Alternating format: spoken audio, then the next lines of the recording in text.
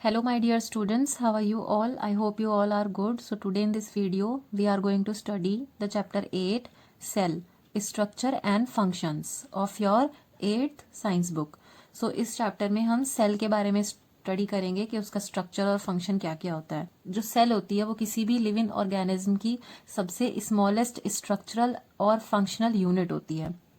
कोई भी जो हमारा ऑर्गन होता है वो बहुत सारे छोटे छोटे सेल्स से मिलकर के बना होता है। इनफैक्ट हमारी पूरी बॉडी बहुत सारे छोटे छोटे सेल्स से मिलकर के बनी है। इसका कंपैरिजन आप एक ब्रिक से कर सकते हो। जैसे एक बिल्डिंग होती है वो बहुत सारे ब्रिक्स को एक दूसरे से कनेक्टेड करके फिर बनती है। सेम ऐसे ही हमारी भी बॉडी बहुत सारे सिमिलर सेल्स से मिलकर के बनी होती है। तो सबसे पहले जो है सेल की डिस्कवरी किसने करी थी? रॉबर्ट हुक ने 1665 में एक कॉर्क होती है, एक लकड़ी की जो बार्क होती है, उसको मैग्नीफाइंग ग्लास से ऑब्जर्व किया था। तब उन्हें ये उसमें दिखा कि उसमें बहुत सारे ऐसे छोटे छोटे बॉक्सेस का जैसा स्ट्रक्चर है। तो उन बॉक्सेस को, उन हर एक इंडिविजुअल बॉक्स को उन्होंने सेल का नाम दिया था। तो जैसे यहाँ पर आप देख रहे हो ये एक ब्रिक वॉल है और ये अनियन पील का स्ट्रक्चर है। तो जब भी हम अनियन को कट करते हैं तो उसमें से बहुत ज्यादा पतली वाइट ट्रांसपेरेंट सी कोई एक पील निकलती है। तो ये उसी को माइक्रोस्कोप में जब हम देखते हैं तो वो कुछ ऐसी दिखती है। जैसे यहाँ पर ब्रिक वॉल का स्ट्रक्चर है, बहुत सारी ब्रिक्स को एक दूसरे में कनेक्टेड करके लेयरिंग बनी हुई और पूरी वॉल तैयार हो गई। सेम ऐसे ही यहाँ पर आप एक ब्रिक्स के जैसा ही स्ट्रक्चर देख रहे हो, बॉक्सेस हैं और उनके अंदर कुछ डॉट्स बने हैं। तो ये जो एक बॉक्स आपका इसमें बना हुआ है, ये बॉक्स जो है आपका सेल है। उसके बीच में जो यहाँ पर आप ये एक छोटा सा डॉट देख रहे हो, ये इसका न्यूक्लियस है और इसके चारों तरफ जो इसकी लाइन बनी हुई है, बॉर्डर बना हुआ है, ये सेल वॉल है।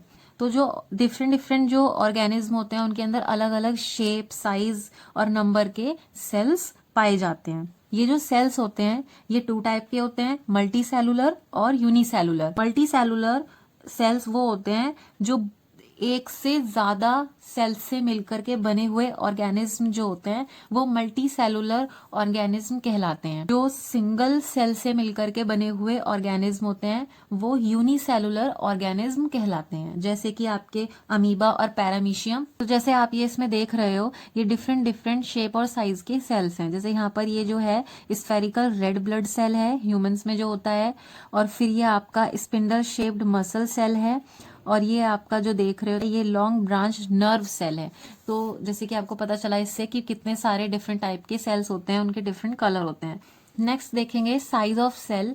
जो सेल्स होते हैं लिविंग ऑर्गेनिज्म में उनका साइज बहुत ही ज्यादा छोटा होता है, जिसको माइक्रोमीटर या माइक्रोन की यूनिट से मेजर करते हैं। ये सेल्स इतने ज्यादा छोटे होते हैं कि ये बिना माइक्रोस्कोप की हेल्प से नहीं देखे जा सकते। नेक्स्ट हम पढ़ेंगे सेल स्ट्रक्चर एंड फंक्शन। जैसे कि आप अपनी इससे पहले वाली क्लास में पढ़ भी चुके हो कि जैसे हमारे बॉडी में डिफरेंट ऑर्गन्स होते हैं और वो अलग अलग तरीके से फंक्शन करते हैं। सेम ऐसे ही अलग अलग सेल्स भी हमारे बॉडी में अलग अलग फंक्शन करते हैं। जो हमारा हर एक ऑर्गन होता है वो सबसे छोटा जो स्मॉलर पार्ट होता है उसका वो टिश्यू होता है। बहुत सारे छोटे छोटे टिश्यूज से मिलकर के बना होता है और ये जो टिश्यू होते हैं सिमिलर सेल्स के ग्रुप होते हैं जो मिलकर टिश्यू को बनाते हैं।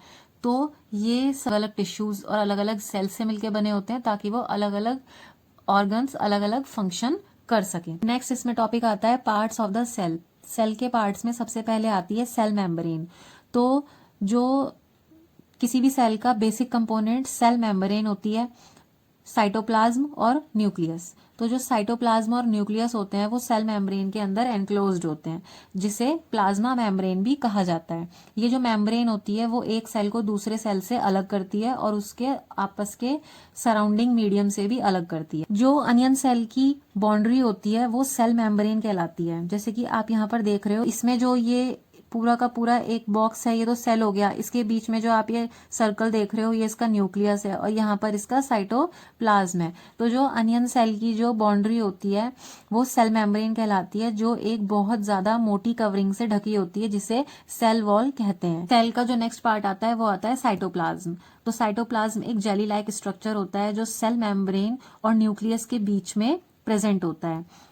जो और दूसरे कंपोनेंट होते हैं और दूसरे जो ऑर्गेनल्स होते हैं सेल के वो साइटोप्लाज्म में पाए जाते हैं। नेक्स्ट इसका पार्ट आता है न्यूक्लियस।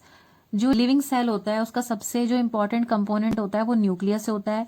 ये जनरली स्फेरिकल शेप का होता है जो कि सेल के बीच में प्रेजेंट होता है। जो न्यूक्लियस होता है वो साइटोप्लाज्म से सेपरेटेड होता है एक मेम्ब्रेन के द्वारा, तो उस मेम्ब्रेन को न्यूक्लियर मेम्ब्रेन कहते हैं। और ये जो मेम्ब्रेन होती है ये बहुत पोरस होती है और उसमें मटेरियल्स का मूवमेंट अलाउ कराती है साइटोप्लाज्म और उसके इनसाइड न्यूक्लियस के बीच में। साइटोप्लाज्म में कुछ ब्लैंक स्पेस भी होते हैं, उसको वैक्यूल्स कहा जाता है। अब इसमें आप यहाँ पर देख रहे हो ये प्लांट सेल और एनिमल सेल का डायग्राम है। ये जो स्ट्रक्चर बनाया है पूरा का पूरा ये प्लांट सेल का है और ये एनिमल सेल का है। साइटोप्लाज्म इसमें भी है और साइटोप्लाज्म इसमें भी है, जो बीच का एरिया है इसमें भी न्यूक्लियस है, इसमें भी न्यूक्लियस है। इसमें भी खाली स्पेस है जिसे वैक्यूल कहते हैं, इसमें भी खाली स्पेस है जिसे वैक्यूल कहते हैं।